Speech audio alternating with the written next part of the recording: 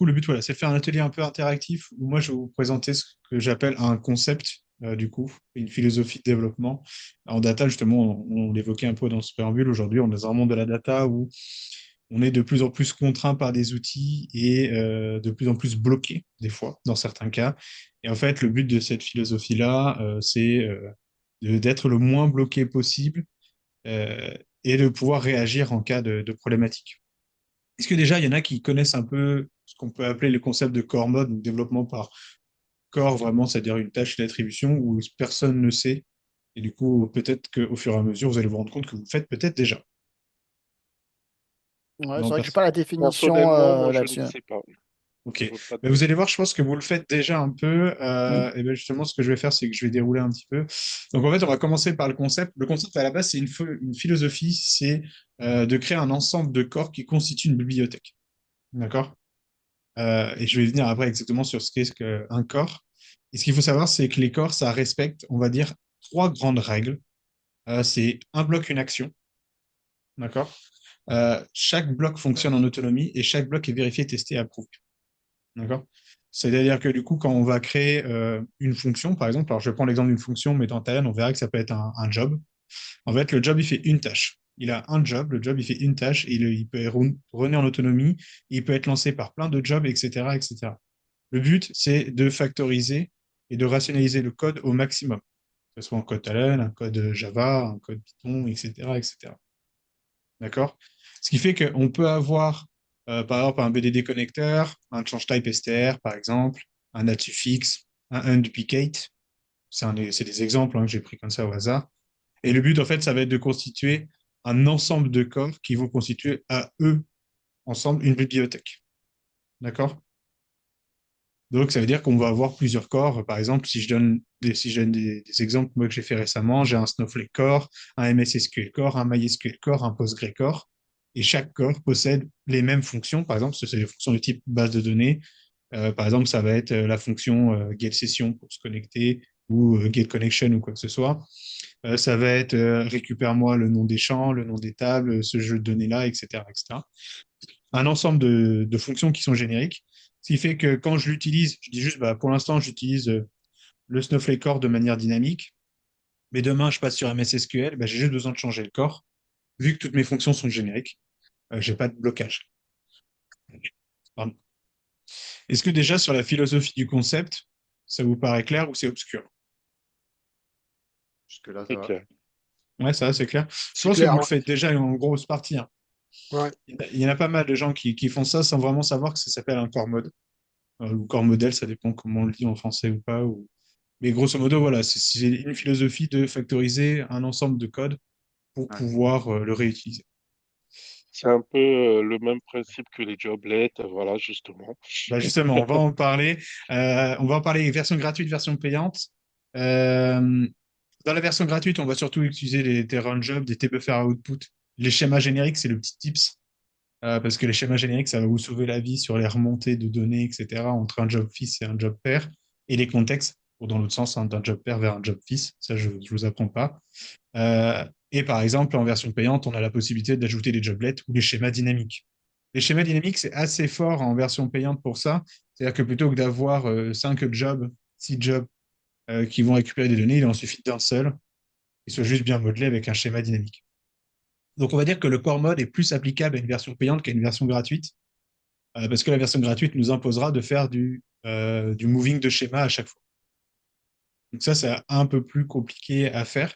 Si je montre un petit exemple que j'ai fait, hop, je vais prendre un vieux talent de... Alors, je vais vous expliquer un peu ce que c'est Talbrint. Je ne sais pas si vous voyez talent. Ok, cool. Ah, c'est bon, on Donc voit. là, je me suis mis en version gratuite. J'ai créé quelques fonctions dites de core, c'est-à-dire le delete file if exist. Par exemple, c'est un truc un peu chiant en talent, mais moi, je préfère vérifier le fichier avant de le supprimer. C'est toujours deux composants. Alors que créer, alors soit un joblet, là je suis en version gratuite, du coup j'ai fait exprès de prendre un terrain Java. Mais j'aurais pu le faire en joblet, on est d'accord. Et du coup, le delete file, en fait, c'est assez simple, hein, il fait juste tes files existent, tes files delete. Bon, d'accord, pas très compliqué. C'est juste que je peux le réutiliser maintenant dans tous mes jobs. Et je sais que ce job-là en autonomie, il fonctionne. Celui-là, enfin, il n'y a pas de bug ni rien. Donc plus tard, quand je l'utiliserai, ce composant-là, donc ce job-là dans d'autres jobs, je suis sûr de sa réussite. D'accord? Alors, j'ai pas mis la gestion des logs et des erreurs. On pourrait pousser pour vraiment peaufiner au détail ça. Dans un joblet, ça aurait été beaucoup plus simple de mettre un joblet, un component token dans des deux sorties et juste mettre le même schéma. Ça revient au même grosso modo. La grosse différence, c'est quand on va vouloir transférer des données, ça va être plus simple avec des joblets qu'avec des terrain jobs. Donc, ça, utiliser des objets. Si je prends par exemple le main Talbrint, euh, le main Talbrint, alors l'histoire Talbrint, c'est quoi? C'est une formation de Talend. Alors ça, c'est assez marrant. Je vais vous en parler vite fait, ça peut vous intéresser. Ça, j'en ai déjà parlé avec Xavier. Grosso modo, c'est une formation de talent un peu beginner plus sous forme d'escape game. C'est-à-dire qu'en fait, il y a un lord où en fait, les gens doivent s'échapper d'un labyrinthe, etc. Et doivent faire un ensemble de fonctions. Et l'ensemble de la formation se base sur du développement core mode en faisant plusieurs choses, etc. Et tout. Ça, c'est pour l'histoire. Si un jour vous voulez, je vous montrerai ça. Là, je l'ai fait pour le groupe Sorégie. Mais si vous voulez, ça, je vous le mettrai à disposition. Pour, Voire même, ça peut être un sujet de comment gamifier une formation. Ça, moi, c'est mon credo de vouloir faire en sorte que les gens s'amusent en se formant. Ce qui fait que, par exemple, j'ai formé 3 personnes et aujourd'hui, les 3 personnes, elles sont autonomes sur Talend et elles font du core mode sans problème. Et c'est très, très, très efficace dans le développement. Donc voilà, donc grosso modo, là, c'est dans le cas de Talbraint. Et donc, ils avaient le devoir de faire plusieurs fonctions, donc get classic room et get magic room. Chaque élément utilise par exemple un get key qui permet d'obtenir une clé de déverrouillage. Et donc, en fait, après, c'est simplement l'utilisation d'un buffer output dans la version gratuite pour pouvoir remonter. Ce qui est important, ce que je disais tout à l'heure, c'est tout ce qui est notion de schéma. C'est-à-dire qu'ici, voilà, j'ai mis un schéma générique. C'est vachement important, c'est beaucoup plus simple derrière. Et c'est une petite erreur que les gens font au départ en mode, bah, je vais mettre un schéma manuel, je vais copier, coller, je le mets de l'autre côté. Euh, bon, ça marche, hein, je ne vais pas vous le cacher. Par contre, demain, le schéma, il change, bah, ça, pour faire l'itération, c'est beaucoup plus compliqué. Donc, du coup, ce qui fait que ça engendre une organisation des métadatas avec beaucoup plus de schémas génériques plutôt que des schémas base de données qu'on peut avoir classiques. Donc, c'est vraiment de ne pas utiliser ces schémas-là, par exemple, mais plus utiliser des schémas qui vont être dans le générique.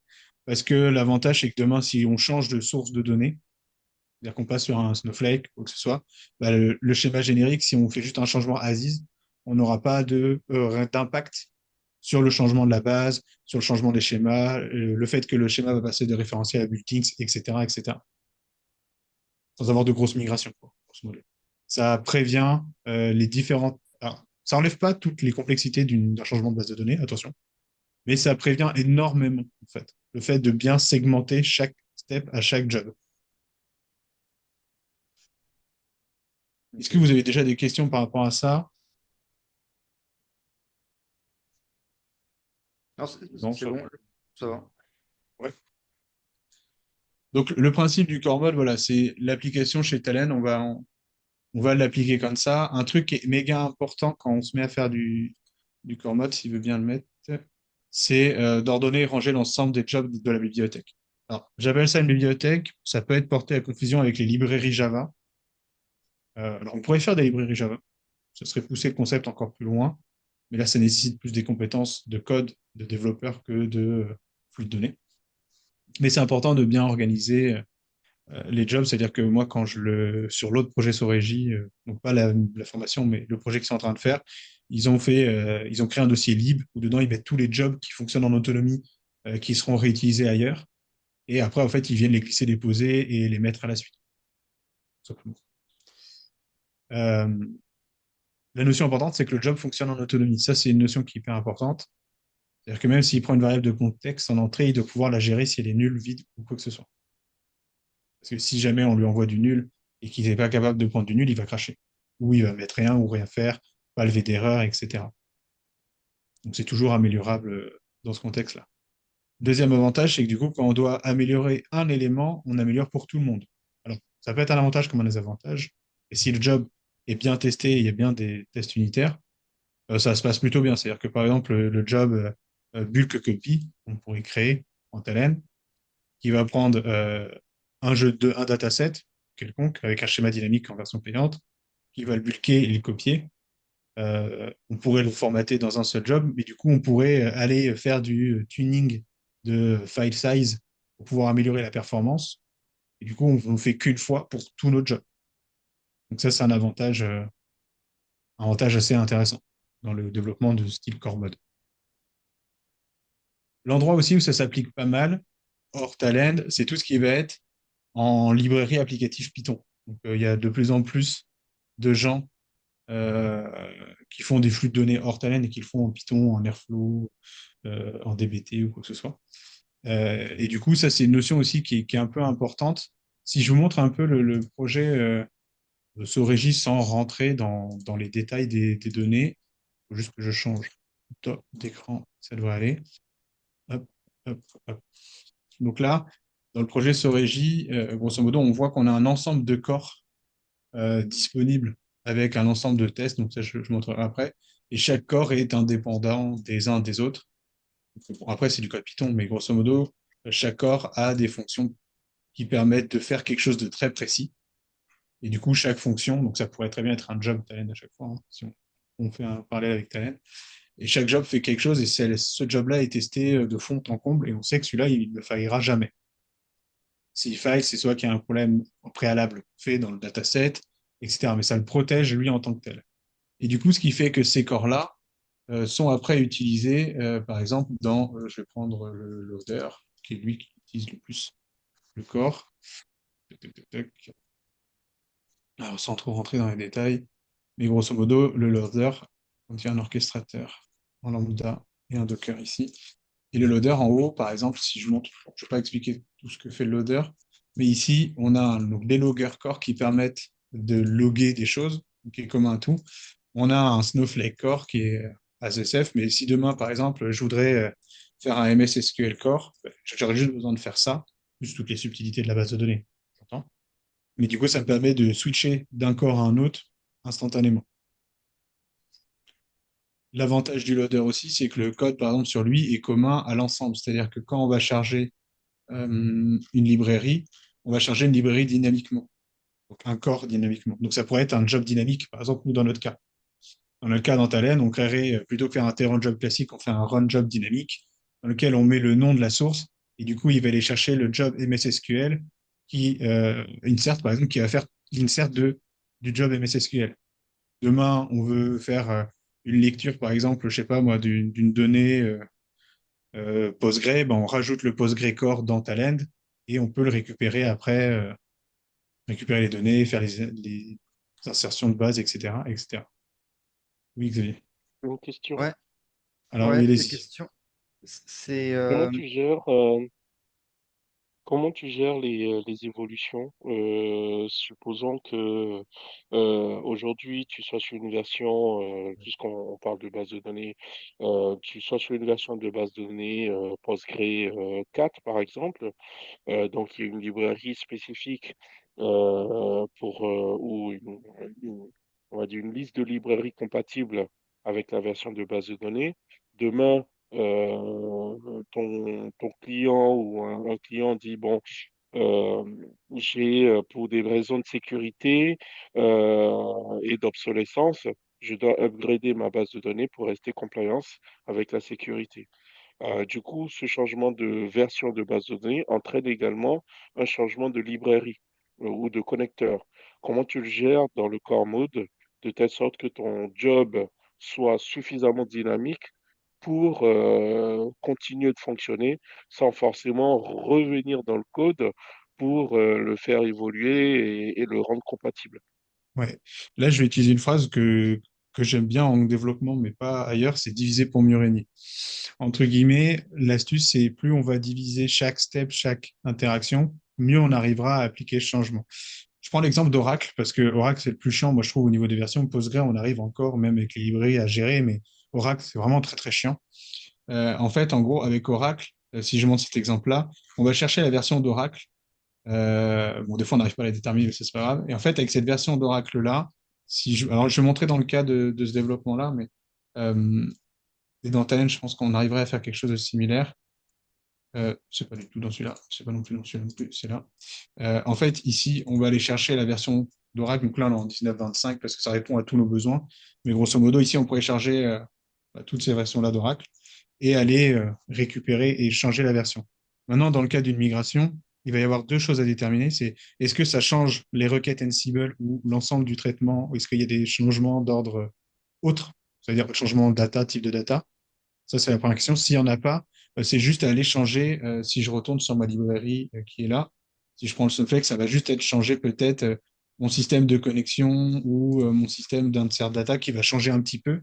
Mais du coup, le fait, ou le connexion qui est tout en bas là, ici, du coup, ça va changer une fois un truc et en fait, ça va appliquer le changement partout. C'est ça la force. Donc, ça veut dire qu'on pourrait très bien avoir un système qui détermine une connexion. Donc, si on prend un exemple sur Talend, euh, alors, je vais se diviser encore plus pour vraiment pousser à l'absurde le système. Mais si par exemple j'avais une connexion DB, je fais ça très rapidement. Ici, on pourrait juste créer une connexion partagée qui remonte dans tous les ensembles. Alors, il faudrait le faire dans un joblet, ça serait plus efficace. Et grosso modo, si je prends un T, Postgre Connection, euh, de- de- de- de-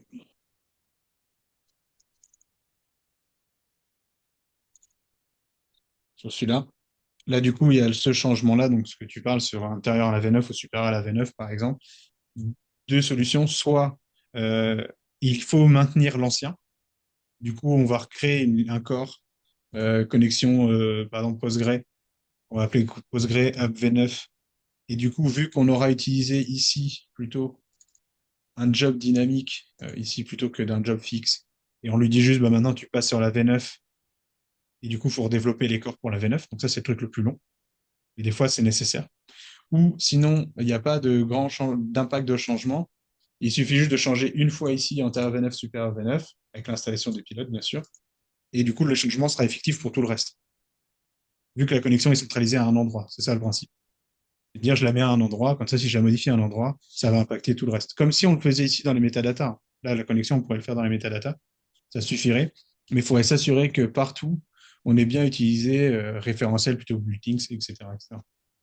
Donc, si je suis bien ton raisonnement, pour le core mode, enfin pour résumer ma compréhension de ce que c'est Ouais. que le concept core mode, c'est de rendre le process le plus dynamique possible et de manière indépendante. C'est-à-dire que une fonctionnalité, un module peut fonctionner sur n'importe quelle plateforme avec n'importe quelle version sans être forcément bloqué si il y a un impact de changement Mhm. d'une tierce partie de tout ton process.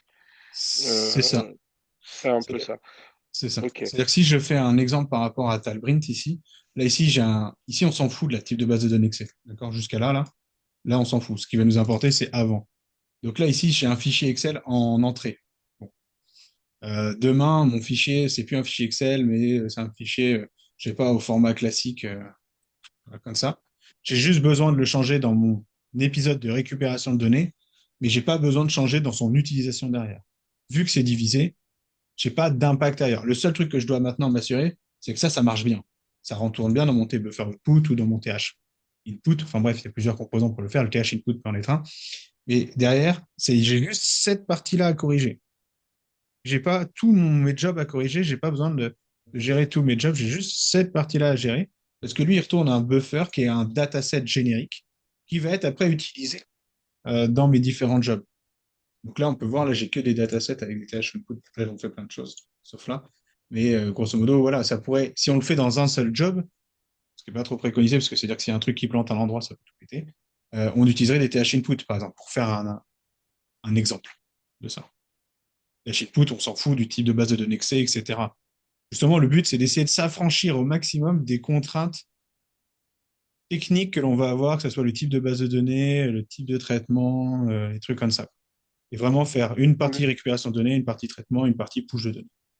Est-ce que pour le type de base de données, ne serait pas plus intéressant si on veut appliquer un exemple, hein, ça reste juste de manière, pour rester un peu plus dynamique, est-ce qu'il ne serait pas plus intéressant d'avoir plutôt une connexion JDBC qui reste assez transverse, quel que soit le type de base de données, on a juste à changer, c'est-à-dire qu'au départ, on va créer une classe qui prend des paramètres comme le type de base de données et en fonction du type de base de données, on va appeler une autre classe qui correspond à cette base de données. Ben ça reste un prérequis dans la façon de développer, mais au moins pour chaque type de base de données, on a un connecteur JDBC, un peu comme les connecteurs TJDBC qu'on a, où on a juste à sélectionner le type de base de données et on va dire, le paramétrage du composant change en fonction du type de base de données. Donc, pour moi, ça reste une idée à peu près comme ça, Oui, où c'est on exactement a ça. juste à sélectionner le modèle qu'on veut et systématiquement, ce modèle-là s'applique à notre composant, à la façon de lire la donnée ou, ou au connecteur qu'on doit même utiliser pour ce composant-là de manière dynamique. Pour moi, ça revient à faire ça, quoi, Oui, à c'est ça. dynamiser au maximum possible le process de telle sorte qu'on ne soit pas bloqué ou on ne soit pas étroitement lié à un type de source de données ou à un traitement assez rigide. Oui, c'est exactement ça. Le JDBC est un très bon exemple dans Talend. C'est exactement ça. C'est-à-dire que par exemple, moi, le fait de tout mettre en core mode, d'avoir par exemple un JDBC qui permet de traiter tous les types de bases de données, peut-être en avoir un spécialisé dans une API, etc., c'est de me dire, bah tiens, je prends l'exemple de Sorigi. Sorigi, ils ont plein de sources d'outils différents et complètement hétérogènes. Ils ont du Postgre, du MySQL, du MSSQL, de l'API, enfin bref, un vrai bordel, la SI française comme on aime bien. Et du coup, en fait, le principe de faire de code mode, d'avoir un core mode MSSQL dans mon cas, MySQL, Snowflake, Oracle et tout, c'est que demain on me dit, ah bah tiens, il y a ce nouveau SI là à intégrer, c'est du MSSQL, pas de souci, j'ai déjà le corps, il faut juste que je fasse du paramétrage et c'est fini. C'est-à-dire que là, nous, aujourd'hui, les corps qu'on a, donc nous, on a poussé, si je montre plus dans le détail, là, par exemple, le data loader, c'est un corps à part entière. Ce corps-là, lui, il est capable, tout ce code qui est présent, de charger n'importe quel type de données d'un corps que l'on possède vers du Snowflake. Ça, c'est ça qui est important. C'est qu'on a un chargement ici, donc là, c'est en Python, mais on a un chargement de corps qui est dynamique. Et ben, on pourrait très bien avoir ça aussi en Talend. C'est-à-dire que on a une base de paramétrage, donc derrière, il y a une grosse base de paramétrage qui nous dit il y a cette data source à récupérer. Est-ce que je peux montrer une base de paramétrage pour montrer un peu l'exemple? Donc là, on pousse le corps mode jusqu'au bout. Et par exemple, voilà, moi j'ai une table avec mes sources qui va me donner. Ah ben, je peux pas me connecter. Hey, c'est normal. Est-ce que je peux. Si je sais comment je vais vous montrer. Je vais vous montrer autrement, mais je vais vous montrer. Grosso modo, j'ai une table qui dit tiens, voilà ta source de données. C'est un type base de données de type Postgre, par exemple. OK. Et derrière, voici tes tables que tu dois aller récupérer. OK. Et du coup, en fait, le job, il fait tout dynamiquement. Il s'en fout de savoir si c'est un tel champ ou un tel champ. Alors, ça, c'est uniquement réalisable, je pense, avec un talent payant pour les dynamiques schémas.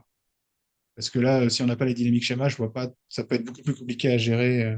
Si je peux me On, permettre, on Oui, peut le faire vas-y. si. on peut le faire en dehors même de Talent payant.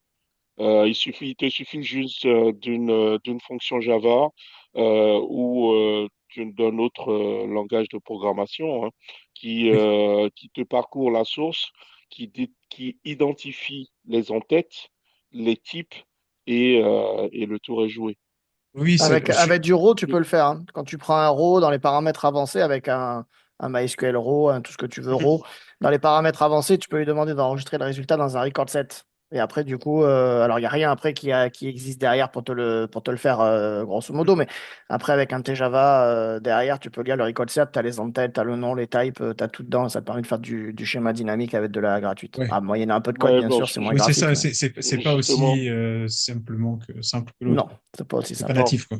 C'est ça. Non, mais je sais qu'on peut le Non. faire, mais c'est pas natif. Là, j'essaie de rester sur du natif parce que, Oui, bien effectivement, sûr. en Talend avec du Java, on peut faire un peu tout ce qu'on veut derrière. Ah bah, de toute façon, c'est le but. Donc, Je me rappelle une fois, j'avais eu cette demande de créer un job pour récupérer les données dynamiquement parce que les tables étaient créées à la volée, comme ça. Parce que derrière, il y avait un moteur qui crée de nouvelles tables avec de nouvelles colonnes. Il suffit qu'une personne appuie sur un bouton et derrière, il y a un programme qui se lance et qui crée une nouvelle table, une nouvelle colonne avec des types qui changent. Et du coup, j'avais eu une demande d'un client pour lire à la volée, comme ça, les tables qui ont évolué, qui se sont créées nouvellement ou dans lesquelles on a supprimé des colonnes, on a rajouté des colonnes. Et ça, avec le dynamique schéma, c'est possible. Avec la version payante, ça reste quand même complexe à mettre en place. Et du coup, l'idée était pour moi de partir sur un petit programme, un petit tool Java qui faisait ça. Et après, je passais la main aux composants talent. Donc, c'est tout à fait possible hein, de le faire en dehors de la solution payante, naturellement, mais ça reste un peu compliqué. Ouais, ouais. Je pense que tu vois, par exemple, mener un atelier, parce que je sais comment on fait avec les set records, etc. Euh, je pense que ça peut être un sujet aussi intéressant à aborder avec la communauté, parce que je pense que tout le monde n'est pas au courant qu'en fait, on peut détourner ça pour arriver au schéma dynamique, parce que tout le monde dans la communauté ne le sait pas le faire. Ça peut être intéressant de parler justement des trucs et Noté. astuces Ouais. pour ça. Comment développer des schémas dynamiques en version gratuite. en, En fait. en version gratuite. Là, si je Ok. montre un peu l'exemple de base de données, du coup, grosso modo, j'ai une source, bon, j'ai des UID, etc. Là, j'ai le nom de la source, le type de source, le compte d'update et l'AWS Management avec les clés. Et du coup, pour chaque source, j'ai un certain nombre de tables. Alors, j'ai pas de ligne là-dessus, je vais aller dans des param, table, source table, data preview. Et donc là, on peut voir que j'ai bon, des notions d'activer, puis j'ai le nom dans le data lake, parce que nous, en fait, on a un lake house à Soroji. Le nom dans le data lake, le source name, la table, la requête à destination ou de ce qu'on va récupérer, les conditions, les primary keys, etc. Donc ça, c'est les informations qui vont permettre de gérer ce qu'on appelle, nous, de notre côté, le différentiel, parce qu'aujourd'hui, ils n'ont pas forcément des choses à différentiel. Et du coup, dans les sources types, bah, les sources types, on va avoir toutes les types que le traitement aujourd'hui peut faire. Donc, on a deux types, soit des SQLDB, soit des files, parce qu'on a SharePoint. Et du coup, ça veut dire qu'aujourd'hui, demain, le métier nous dit, tiens, j'ai besoin d'une nouvelle source MSSQL. Ben, en fait, il suffit juste qu'on rajoute une ligne dans la table source, les lignes des tables dans la table table, et le programme permet déjà de l'intégrer sans rien faire. Vu que c'est développé en core mode, il n'y a pas besoin de changement sur ça. Et du coup, nous, toutes les solutions Soreji sont développées en core mode, que ce soit le Logger ou même le Dataware Group. De le Dataware Group, c'est exactement pareil, table de param. Et dans les tables de param, on va avoir le paramétrage pour les rôles, le paramétrage pour les EDS et le paramétrage pour le Dataware. Et en fait, tout est généré en core, c'est-à-dire qu'on a un gros module core qui permet de générer des choses, donc des modèles, des tables, appliquer des règles, etc. Et c'est juste des gros corps Python qui permettent d'organiser ça, d'ordonnancer ça. Ça, je l'ai fait en talent, moi, il y a quelques années sur plusieurs clients. Mais pareil, avoir un gros job qui va lire dans une table, une base de données, les tables à traiter, etc. Et c'était avec les dynamiques schémas, c'est encore plus simple de pouvoir récupérer les données, faire les croisements et tout. Ce qui fait qu'en fait, aujourd'hui, maintenant, on a la capacité d'intégrer n'importe quel nouveau ici ou ancien ici qu'on n'aurait pas préalablement intégré, d'intégrer une table qu'on aurait loupée facilement. Du coup, il suffit de la rajouter en base de données. Et demain, de pouvoir créer un dev dataware, on en a un, mais on pourrait en créer un dev dataware pour le contrôle de gestion, un dev dataware pour la finance, un dev dataware, etc. pour Tartampion, puisque le corps existe déjà, c'est qu'une question de paramétrage. Et ça, c'est une grosse force aujourd'hui à Soroji, c'est en devenir d'être une grosse force pour pouvoir répondre à l'ensemble des besoins, parce qu'aujourd'hui, c'est la grande complexité, on a 30 000 besoins, 30 000 sujets en même temps, et il faut une solution robuste qui permet d'intégrer toute cette vélocité-là. Et donc ça, tout l'ensemble de Soreji est développé en mode core mode. Du coup, ce qui fait que ça permet une grande maniabilité, des changements, etc. Euh, J'ai deux questions. oui, vas-y. Ça- Bon, on peut passer aux questions-réponses. De toute façon, c'est à peu près fini sur le core mode en tant Ok. que tel. Moi, j'avais un client qui, lui, la consigne, c'était d'avoir le plus de traitements indépendants possible, dupliquer du code, pour justement éviter d'avoir des dépendances. Selon toi, c'est compatible avec le core mode? Bah, oui et non.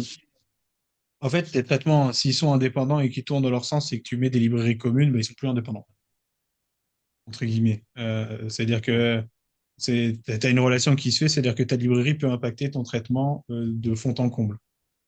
C'est ça, en fait, la grosse dépendance que tu vas avoir. Tu vas avoir une dépendance code, Par contre, tes traitements, ils pourraient tourner via un paramètre de manière complètement indépendante des uns des autres.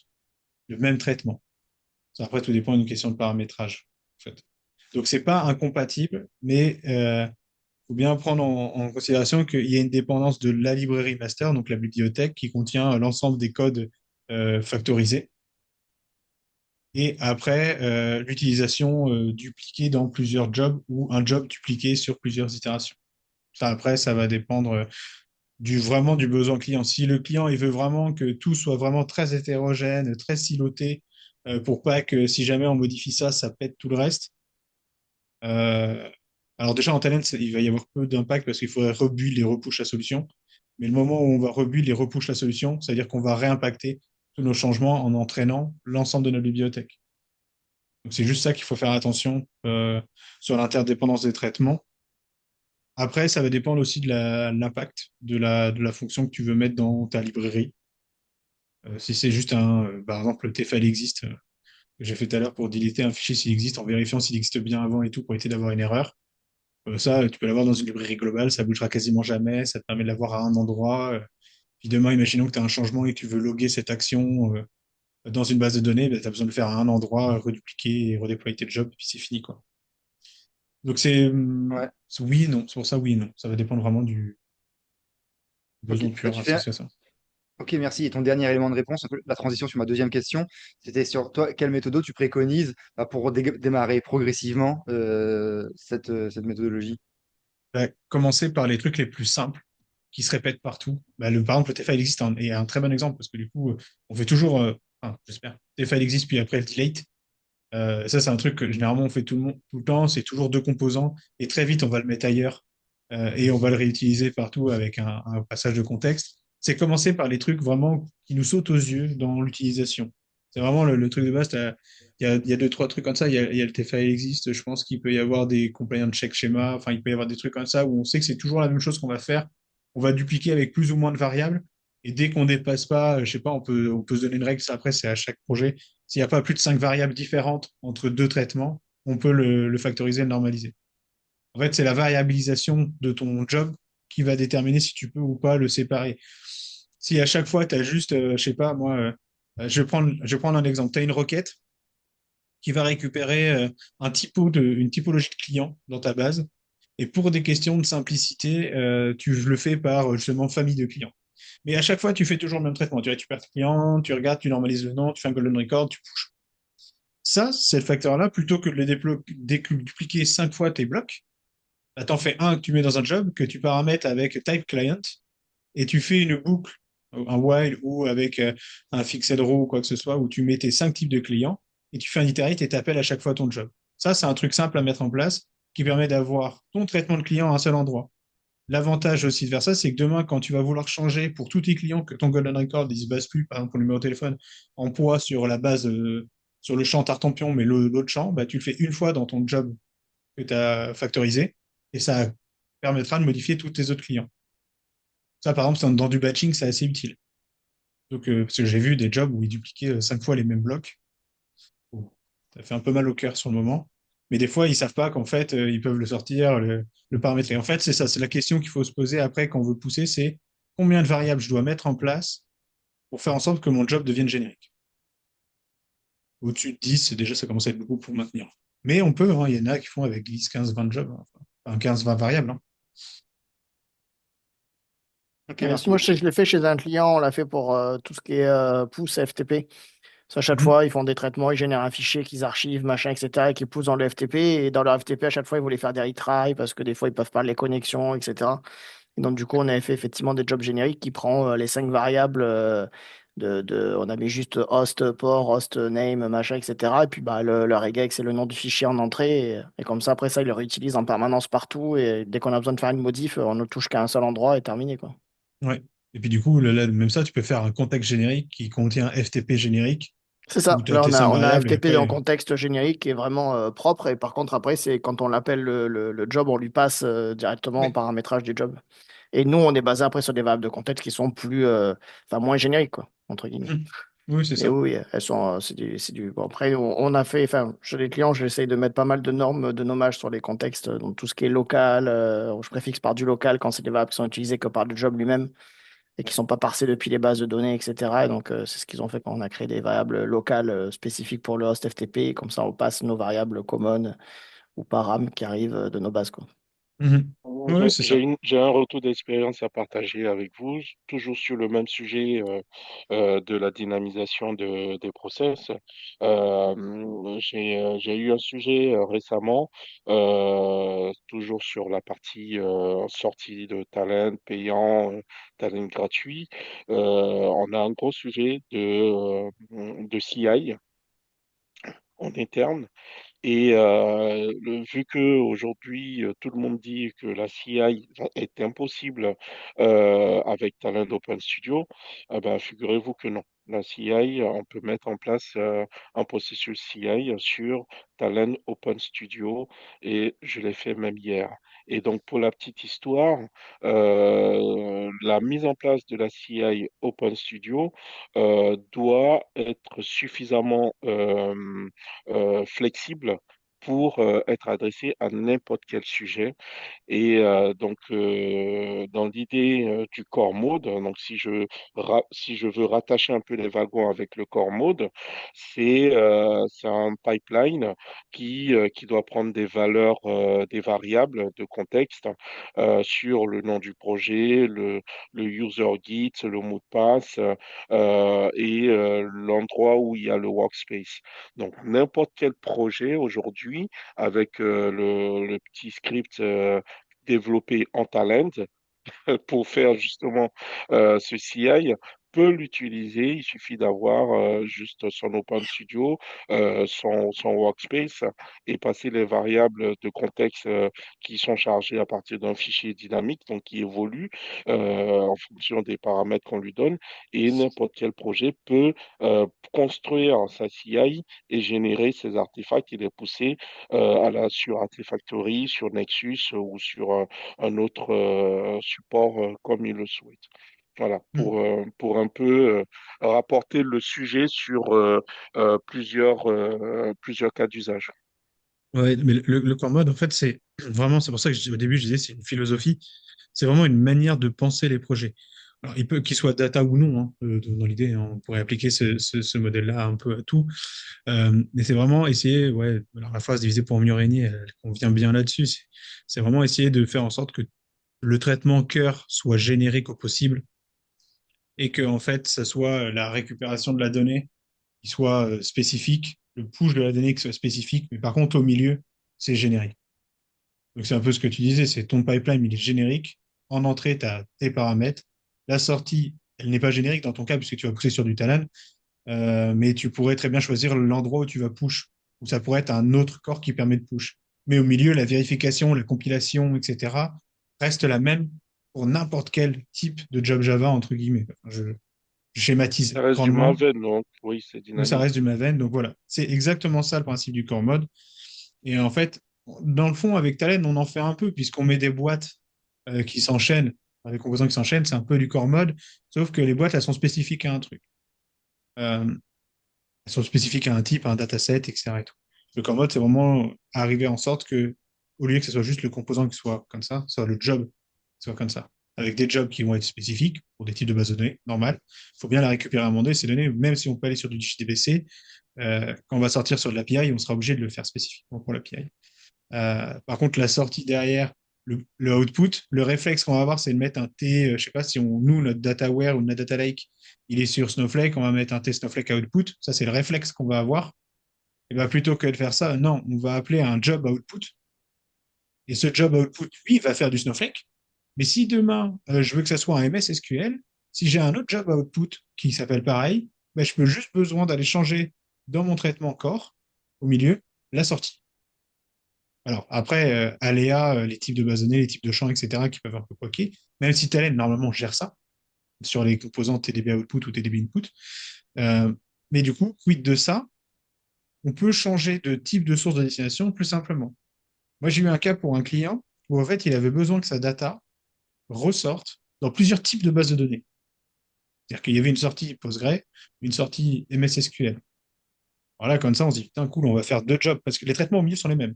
Alors là, on pourrait dire, on fait un réplica et on décale. Non, non, les trucs ne sont pas traités en même temps. Donc, on ne peut pas faire de réplica. On est obligé de faire un switch en mode, à un moment donné, quand je lance avec le paramétrage, ça doit être MSSQL. Quand je lance avec ce paramétrage, ça doit être Postgre. Bah, du coup, là, le core mode convient parfaitement puisque le traitement au milieu corps est le même. L'entrée, donc c'était plusieurs sources, donc c'est nickel. Et la sortie, bah, en fonction de si c'était sur la destination de MSSQL, on chargeait dynamiquement le job MSSQL qui prenait en entrée un schéma générique, etc. Ou en sortie, le job Postgre, enfin en fonction du type de paramétrage. Et ça, on peut le voir comme ça. Là, c'est un cas très pratique, très technique, où on avait besoin de ça. Mais moi, maintenant, je le vois plus aussi dans le cas de aujourd'hui, OK, je suis sur MSSQL, mais demain, si je vais aller sur Postgre, combien ça me coûte? Et c'est de réfléchir à ça quand je vais développer, quand je vais mettre en marche mes jobs, etc. C'est de me dire, si je veux changer ça, combien ça me coûte et où est-ce que je dois le faire? Si j'ai un job qui fait tout, qui est centralisé à un endroit, ben, j'ai juste besoin d'aller modifier un job, plutôt que de modifier tous mes jobs. C'est ça, en fait, vraiment la philosophie core mode, c'est il faut que mon job il fasse une tâche, adapté à une tâche, et que ça ne fasse pas de cassure. Alors, c'est plus compliqué à développer, à mettre en place. Par contre, derrière, la maintenabilité et la continuité, c'est beaucoup plus simple à terme. Par exemple, tu vois, tu le disais tout à l'heure, changement de version de Postgre. Imaginons que j'ai des TDB output dans tous mes jobs. Et ben, du coup, je vais devoir aller modifier tous mes jobs. Donc, je sais pas, je vais en avoir 10 si j'en ai que 10, mais si j'en ai 200, j'ai 200 jobs à modifier.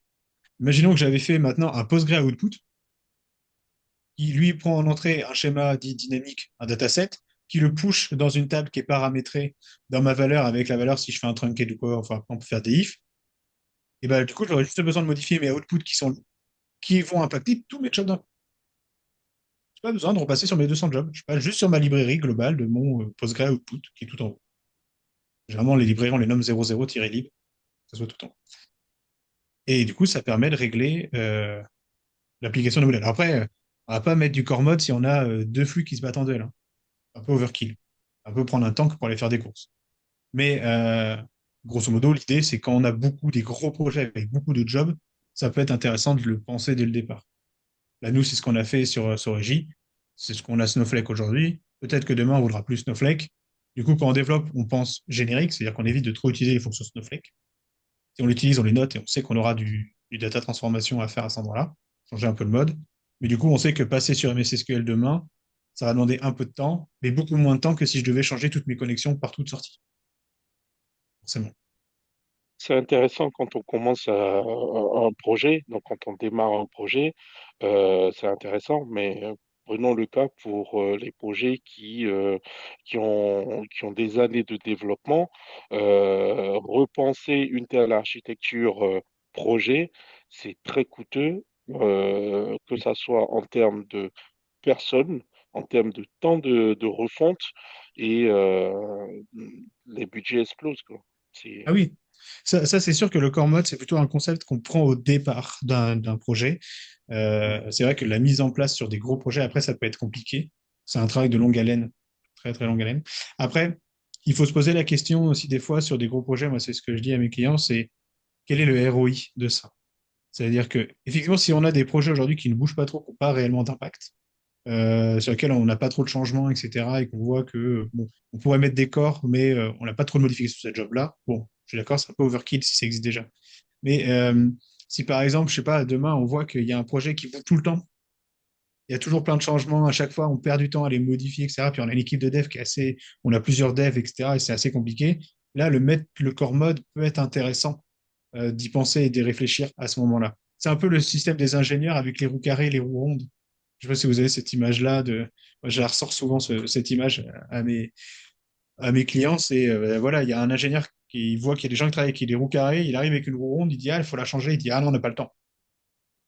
Ah, ouais, mais du coup, avec une roue ronde, tu serais beaucoup plus efficient qu'une roue carrée. Voilà, c'est un peu le même principe, mais je suis d'accord que des fois, il faut remettre en perspective, si le mec il fait 2 mètres avec sa carriole, bah, les roues carrées, on s'en fout, entre guillemets. Par contre, si le mec il fait 4, 5 km, 6 km avec sa roue carrée, bon, là, on peut se poser la question de changer un peu le système. Mais c'est vrai que c'est plus simple à le mettre en place sur des nouveaux projets. Ça, c'est sûr. C'est sûr et certain.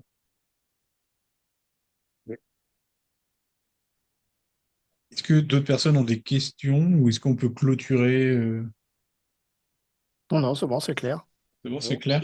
Effectivement, on en fait sans savoir ce que c'était que ce concept-là. Ouais, mais c'est souvent ça, hein. Mais j'aime bien mettre un nom sur un concept, comme ça te permet euh, d'échanger plus simplement. Après, on comprend, voilà, bah ça c'est en mode core mode ou pas. Euh, Parce que Ouais. moi sur LinkedIn, ça m'arrive souvent de voir des jobs. Ils disent, ah, regardez mon job, tout ça. Et puis je regarde, je fais, ah, mais qu'est-ce qu'il est mal fait ce job? Et pourquoi il fait ça? Ils disent, ah, et les normes, etc. Enfin,